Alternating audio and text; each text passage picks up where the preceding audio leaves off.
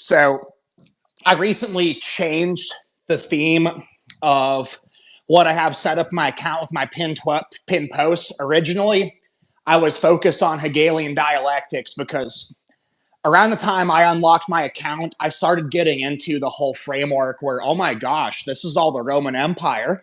This is a continuation of Rome. But I was also connected. So I read about a lot of the dialectic philosophy. I knew about Kant before I ever got into any of this conspiracy stuff because I took a lot of philosophy in college. I was mentored by Marxist professors, actually, and it wasn't like a good kind of mentorship. I was constantly arguing with them. They were constantly gaslighting me. So I had to really come up with a robust worldview defense. And man, it was quite something else. But then I started listening to people like Steve Coughlin, Courtney Turner, James Lindsay, Jay Dyer. They all have different spins on dialectics, and all the research that I did back when I was just trying to figure my own stuff out when I was in college, being constantly gaslit, just started coming together. But because of that, like the discussions on Hegel, that's what put it all together. But I've recently realized that everyone's talking about dialectics. Everyone's talking about Hegel. That's not really as cutting edge as it was back in like 2021 and 2022. Now everyone's talking about methods of control. Everyone's talking about perspective control, predictive programming, but it's being framed in a way where it's like, oh, either everything's fake, or actually these people running the world, they have all this secret knowledge, but they're keeping it from you. So the way the information's being released is a lot of the basic stuff people were getting right around the COVID pandemics and a couple of years after that. All of that stuff that seemed cutting edge back then is now common knowledge, but it's all being misframed in a way that implies the kind of mystery cults being unleashed right now. And I don't really have. I know Jay Dyer blocked me. I don't really have any ill will towards him. I will interact with James Lindsay favorably still, but I have some reservations about him and a couple of his framing devices. But they are a lot of these people who I was listening to when I got into this, they're still talking about the International Monetary Fund, Western NGO type institutions, and banking organizations like it's the end all be all. So then they're like, I'm partly getting this because I was listening to Jay Dyer the other day. He's like, hey, look, they really don't like these other alternatives like Bitcoin, and we're starting to see the whole Bretton Woods initiative post World War II order come to an end. We're seeing a lot of people push back against this consensus, and that might actually be a problem for these globalists. But like what Jay Dyer is missing, in my opinion, is the externalization of the hierarchy. And he's actually covered some of this. He covered how Zbigniew Brzezinski in Between the Ages would frame the quote unquote American empire as the main villain. Now throw in the whole Zionist, British, Israeli, American apparatus. That's the main popular narrative. So if you want to know who the conspirators are, it's Zionists behind those three countries right there. It's like there is some truth to that. There's a lot of conspiratorial networks going on there, but there's for every single person that's disclosed, not every single person, but anyone with a big audience that's disclosing aspects of the conspirators hierarchy, it's an incomplete picture. And a lot of people, they'll either get the impression that, hey, the gnosis these guys are peddling, the Gnosticism, is actually true, or people who refute the Gnosticism, it ends up coming across the idea that this whole cryptocurrency that's not actually decentralized, and the whole Eurasian system, so-called multipolarity, is the solution. But it's like that can be dangerous, because then a bunch of people embrace that idea, then the rug pull that's coming with that system is going to end up catching a lot of people off guard. And it's literally like the whole rise of Eurasia. I was posting about this earlier with Putin saying, "Hey, we want to screw over the Rothschilds. We want to take their money. There's not going to be none of our kids are going to be entangled in Rothschild finance." It's like with the externalization of the hierarchy, what you can expect is these banking institutions and other globalist orgs that have been really big and strategic, you can expect them to become obsolete while new organizational fronts come up. And I'd actually argue same thing happened a little bit ago with Freemasonry. It's like Freemasonry is still a little bit of an issue, but honestly, they're not as powerful as they used to be. Like the more there's more power, and these people organize with Freemasonry, but it's more NGOs and mafia right now. It's like what you're seeing is you're seeing secret societies and their methods becoming institutionalized and formalized. So when you start painting narratives where you see these obsolete power channels essentially being put to the side, you see a bunch of people doing victory laps. That like I said, that can actually end up being dangerous, but it's also exactly what you can expect. So I'm about to end my monologue with this. You guys can come in, but I recently made videos about explaining the difference between de facto and de jure. So de facto being official, how things, no, de facto is like not official, but how things really are, where de jure is official.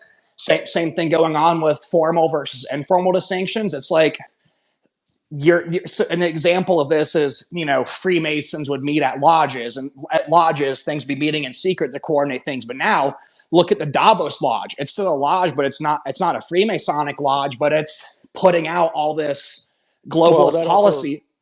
That also goes into like there's a rule in Freemasonry that politics can't be spoken about inside the temple, but it can be in the lodge. So within Masonry, you have a de facto de jure relationship of political communication going on that's site specific, right? Well, yeah, but also what I'm getting at is with the externalization, the whole informal, secretive aspect is actually becoming obsolete too. I'd argue, like, Freemasonry is absolutely on decline. Well, I also think I'm just going to kind of like piggyback off of you because I think this is interesting. Because I think if you take a little bit of a 20,000 foot view approach of Freemasonry and trying to explain its decline, is that it's not necessarily a decline of Freemasonry, but rather its hierarchy was externalized sometime in, I would say, the 60s or 70s. With MK Ultra, yes. Yes, so there's been several decades of hierarchical externalization happening within Freemasonic organizations that exoterically appears like an organic decline of them as an organization, whereas in reality, their power has been transferred over to exoteric networks such as corporations and NGOs. I don't think the Freemasons have any less power than they did 40 years ago. I think the way that power manifests itself in reality is different. Well, yeah. What I mean by they're declining, it's not as much that the power channel in itself or those people, what it represents, is declining. More of, it's not as much as, hey, let's go on and meet in secret. And back to what you were saying about the time frame when you brought up in the 60s when it started externalizing. Right. I'd say it might have gone down a little bit earlier, but really, earlier, yeah. But really, one of the reasons for these degrees of secrecy is because more inner levels of initiation correspond with greater degrees of mind control, compromise, and blackmail, unless you get to the shot caller level. So it's like either you're a shot caller or you're a henchman that's so bought into all this that you'll do whatever the hell you want. So how this relates to what was going on in the 60s is you were seeing those mind control methodologies being externalized, starting with the Beatles, Tavistock, all that. Yeah. Well, let's take the concept of initiation just outright, and how you could kind of engineer manufactured consent of an initiation of a large population, and that wouldn't be possible without the advent of the television. And you go through World War II, news media was entirely radio, or you had to go to a movie theater and pay tickets to go sit down and watch a newsreel. By the 50s, there's TV in something like, I think, 77% of American homes, 10% of American homes. By the 60s, when the civil rights movement is going full blown, almost every American home has a TV. That is one of the fastest increases of technological advancement in human history in terms of something that carries mass media. Mass media didn't exist during World War II. And then all of a sudden you have this massive shift, which that shift in that technology enables for a mass initialization of manufactured consent. I think a lot of what MK did in pop culture and the psychedelic movement was geared towards a soft initiation into a Bayesian system of initial externalization. Um, I think there were some adjustments that the UN had to make post World War II that kind of set this up. But you're getting into how technology plays a role in this as well. Well, Is yeah, what I'm trying to yes. emphasize. Well, yeah. So I was just showing my mom something earlier because she was telling me, "Hey, it looks like everyone's going insane." And school shootings used to be national headline news even just in 2014, but it's like now you got a shooting over in Denver, and it's like, oh well, a couple people post about it, but most people don't even know about it. So that's how common it is. So she's saying, look, like is everyone getting brainwashed or something? And I said, yeah, it's all MK Ultra. And she's like, well, I read a little bit about it, and yeah, like I found information that they were doing human experimentation, but didn't they shut those down? I'm like, well, look, those were beta tests, and it might look unsuccessful if you're thinking about it. Oh, we're going to keep using these methods and keep on expanding it. But like no, like when you can actually find government declassified databases showing them testing on humans and mind controlling them in controlled laboratory settings, that stopped. But that doesn't mean it was unsuccessful. They moved that to TV, movies, psychiatry, nightclubs, and actually right now. So you brought up the TV. I'd say a TV was part of that externalization, but more so smartphones. Actually, Yeah, these that came later. smartphone, Yeah. yeah, these are military grade Oh yeah, devices it's insane. that, yeah, and every single app going into smartphones that are integrated onto it, every single one of them has their origins with DARPA. Literally no exception. Like Amazon, Apple, Facebook, X, actually the PayPal mafia, because that's Peter Thiel. That goes back to Palantir. All of it's DARPA. Yeah. It's all, yeah. So I think it's also good to just run through some notes that I have of Alice Bailey's model and framework for the Yes. Well, externalization of the before, hardware yeah, yeah. hierarchy. Before you get into that, I just want to, because I'm going to be clipping this and posting this to YouTube. So if people don't have the context, Alice Bailey is this crackpot literal witch. She's a literal witch. She created something called Lucius Trust. Lucius Trust started out. Which the UN used as its foundational money.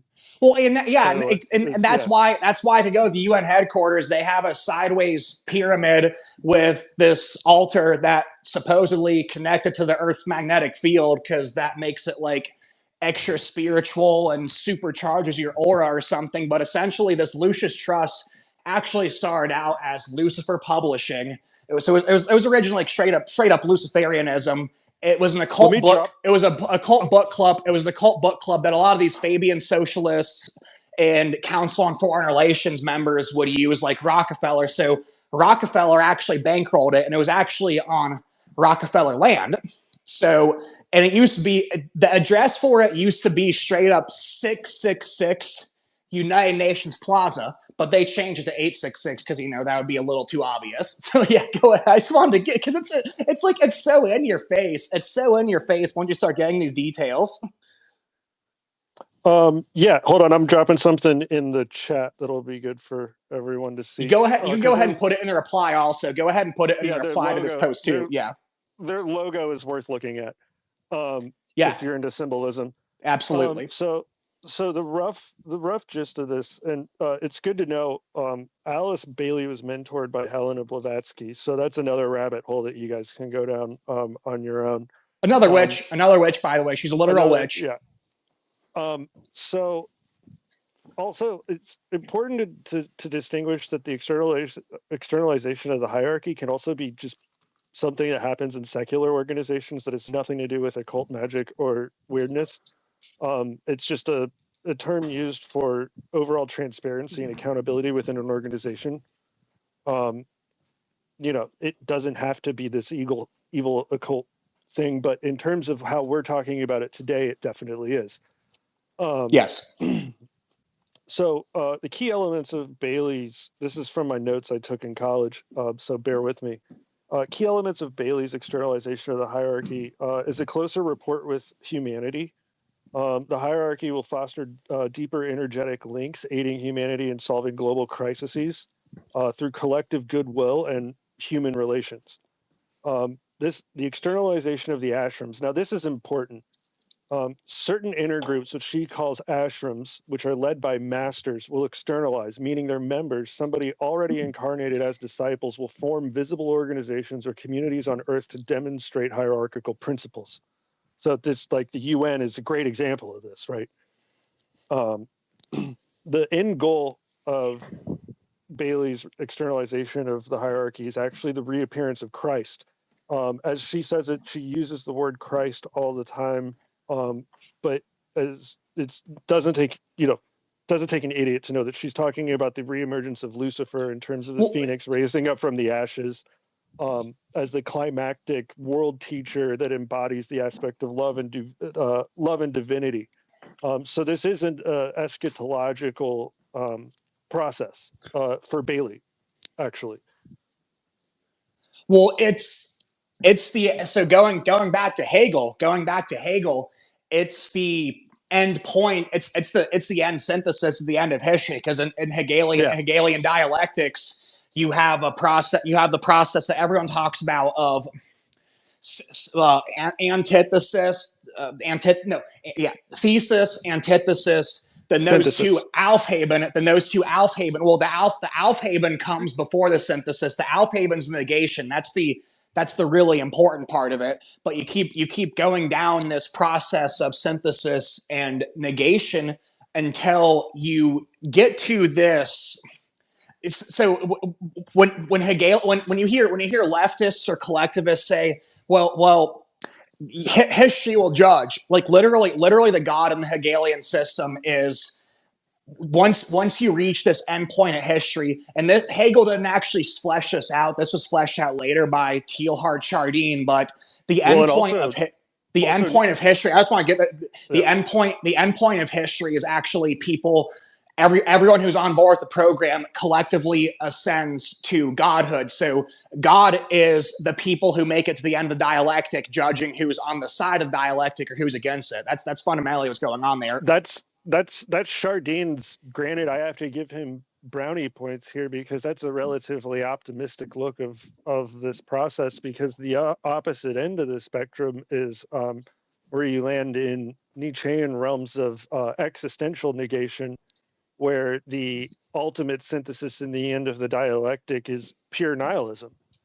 So at least Chardin had something. Well, it's everything he said. Everything he said has had its roots in evolutionary principles and Hegel also. Right. So it's like you could derive a very similar conclusion from Hegel's writings. It's just Hegel didn't really spell out the "we will become God" part. Well, you could argue he actually did, though, but like he couched it in so much bullshit abstract language that's really hard to understand. So that's what I really don't like about these people is you can find something like for people who defend these guys like Hegel or Kant, you can find a very damning quote from them, then they'll pull up some like really hard to understand obscure shit and be like, oh, actually they really meant this and blah blah blah blah blah. Like yeah, I just oh my god.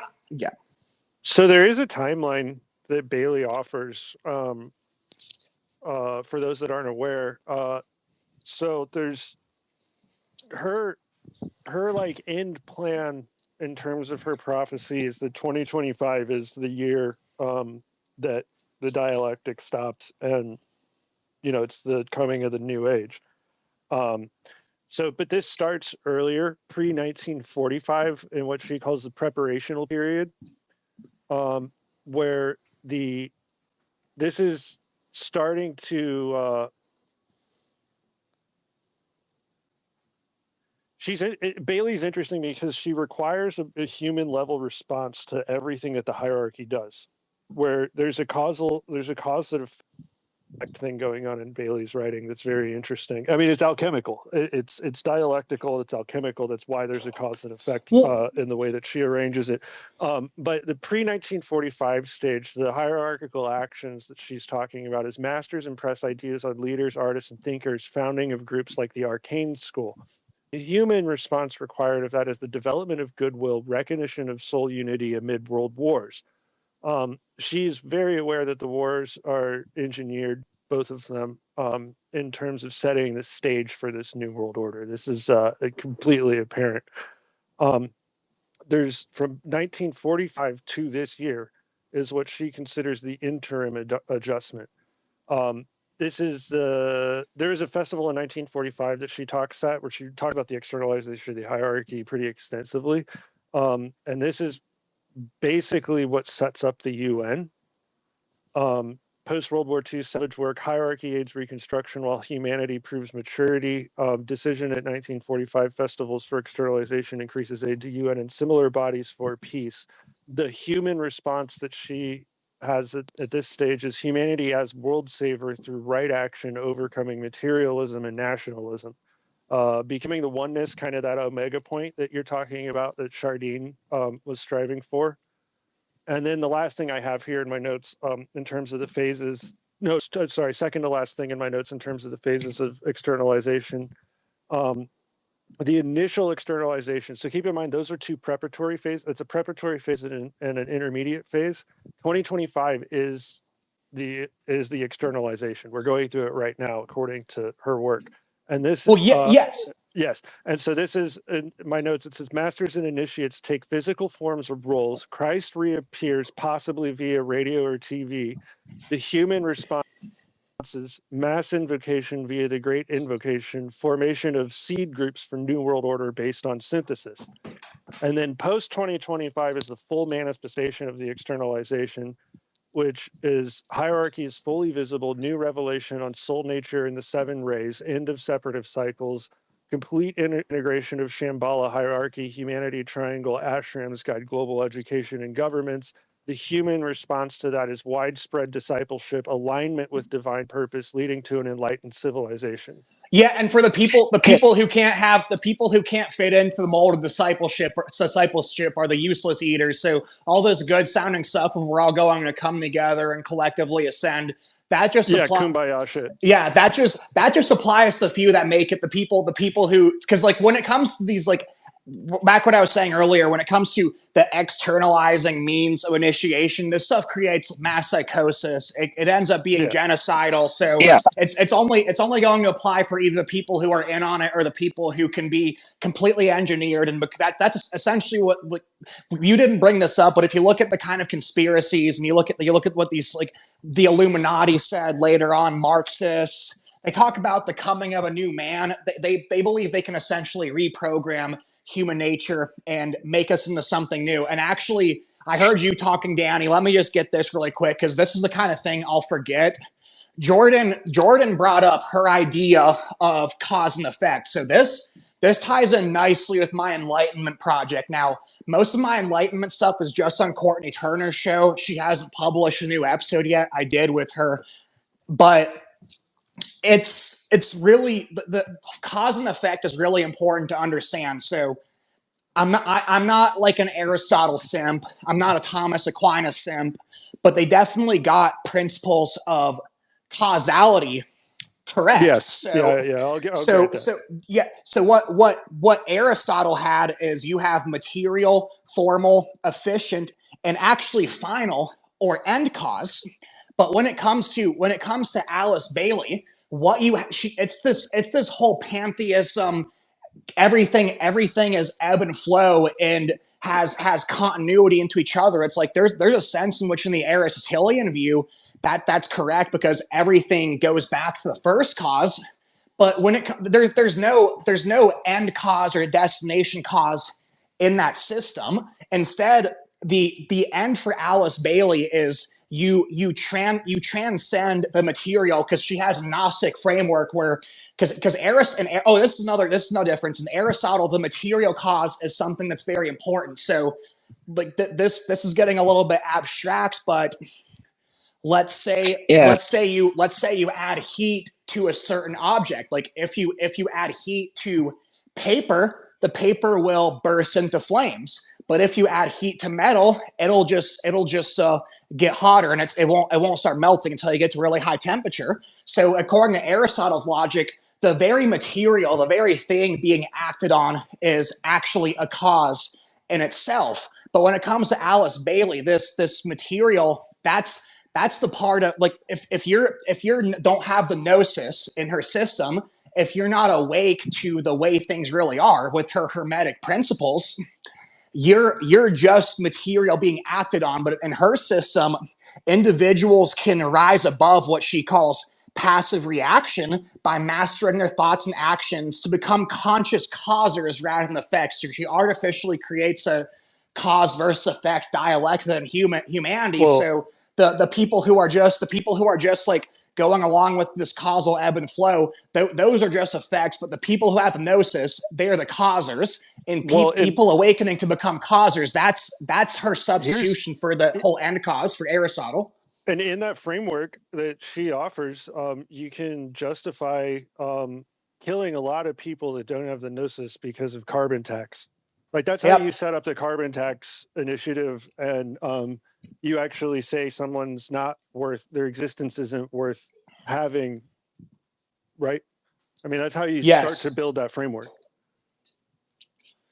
Well, yeah, and that's also where the phrase comes in, useless eaters. It's like you don't have any objective value. You're just a lazy piece of shit. All you do is jerk off and play video games. So the world will be better without people like you. And of course, people that aren't like that end up getting lumped in with it. So, and yeah, that. Oh yeah, Danny had something you wanted to say. Sorry.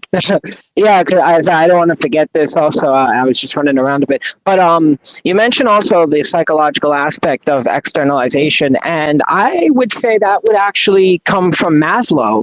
And I think that what Maslow actually did was he opened up the fact that there was before, I was looking at the fact that nowadays there was Generation Z, and now we're back to Generation A. It's like there's a whole new humanity. It's completely different. The names of the generations are different. So why is this different? And they've actually externalized a psychological hierarchy because, before the welfare state, before, therapy and CBT and all this other stuff, your problems, your issues, your way in life was basically your problem. And what I believe that the externalization with Maslow, what he did with it was he turned it into everybody's problem, because now you are driven to find what makes you happy, to do what you have to do, and it's going to naturally come at the expense of others. And then, of course, it leads to what we have to now, where it's a completely nihilistic system where all these children are born, 2 + 2 = 5. And I think a lot of that comes from the fact that psychologically, it's like the whole psychological field is now geared towards the way Maslow taught the hierarchy of needs, that your needs come first and there's no collective. The collective bends to you. The collective does to you. There is no more community. There is no more, and that's an easy way to create a nihilistic, narcissistic society that then you have to fix. Well, that becomes Hegelian. Well, here's you want to know what that has in common with collectivism. So in collectivism, it's the exact opposite. This is something I used to talk about a lot when I complain about Kant. Is in collectivistic systems, self-interest is actually something that's immoral to prioritize. So it's the flip side. And what determines what's good is fulfilling a categorical greater good. But yeah, you're right. Maslow's hierarchy of needs does the absolute inverse of that. But what the two have in common is it ends up severing how the objective categorical best for any individual is the objective categorical good, which would also, so it obviously it won't apply to everyone, where like, if someone has a family member murdered, what's best is the murderer goes to justice, which wouldn't be good for the murderer. But I'm just talking about generally. So this actually goes back to why I defend the Aristotelian Thomas Aquinas view of causality. Because remember, you have a first cause and you have an end cause.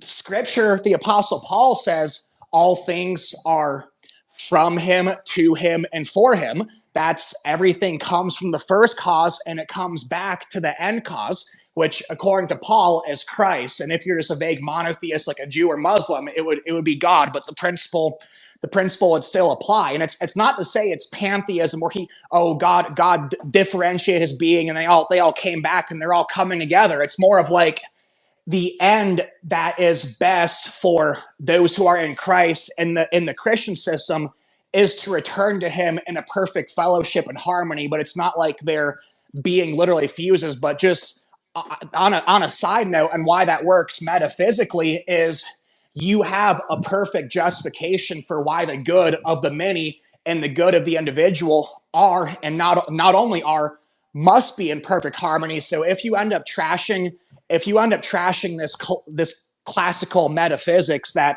I'd argue the Greeks and later on Christians actually got right, that's where you have all this mumbo jumbo coming in to take its place. And it's interesting that none of this stuff could have taken off the ground. We wouldn't have Nietzsche and existentialism. You wouldn't have the whole collectivist flip side becoming just like what you might call the spirit of the age, the cultural consensus, if they hadn't destroyed that foundation that Western civilization was built on first. I just wanted to point that out. It's a little off topic, but well, no, because it's interesting because you softly imply there that there's actually somewhere between the 30 Years' War and World War One,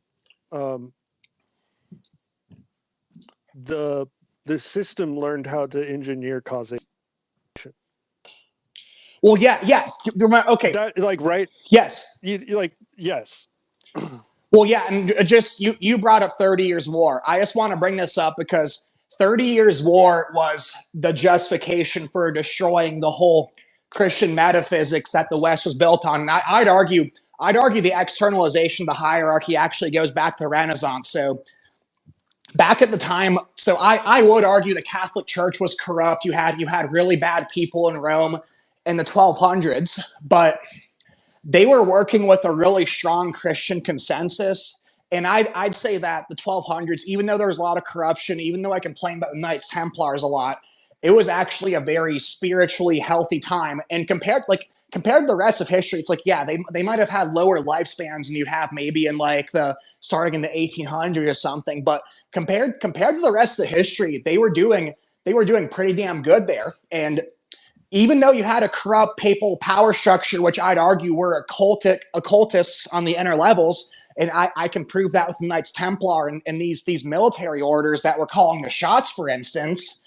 But the way they ran things was very by the book, and the Franciscan Dominican monks, who were top scholars and top intellectuals, I'd say that for the most part, they were actually pretty spot on. And you obviously would have some Hermeticism, Gnosticism, and this mumbo jumbo that I don't like going on, but that really started becoming big in the Renaissance. The Renaissance is when you still had that whole papal hierarchy, but you started having these esoteric schools being externalized. You know, Medici had Plato and these Hermetic writing, and that's not to say that Plato's a Hermeticist, but some of his writings, you know, and Plato's Timaeus, he actually talks about getting esoteric not knowledge that sounds quite a lot like Hermeticism from Alexandria. Well, so it all ends up being related. But I just want to get to 30 years. I just want to get the 30 Years' War really quick. So the Protestant Reformation, I'd argue, was, I'm not saying it's all inorganic, but it was definitely managed to set the stage for a hot conflict to justify this externalization. Okay, so this is an example of an externalization that happened centuries ago. So you had clericalism on one side, then you had a magisterial government on the other side. So with the magisterial Protestants, you still didn't really have the kind of separation of church and state that's built into the Protestant system. It's like I'd argue that the Protestants at this time were contradicting their own principles, because principles of Protestantism 100% imply separation of church and state. So you'd have dukes in certain areas saying, hey, we're Protestant, then dukes in other areas saying, hey, we're Catholic. That would actually end up changing. So you'd have certain dukes in these areas do forced conversions, kill Catholics, or you'd have Protestants killing Catholics, you'd have Catholics killing Protestants. That whole setup eventually broke out into war. So what happened at this time is like, oh, look at all this stuff that the people in the 1200s got. This isn't really working for us now.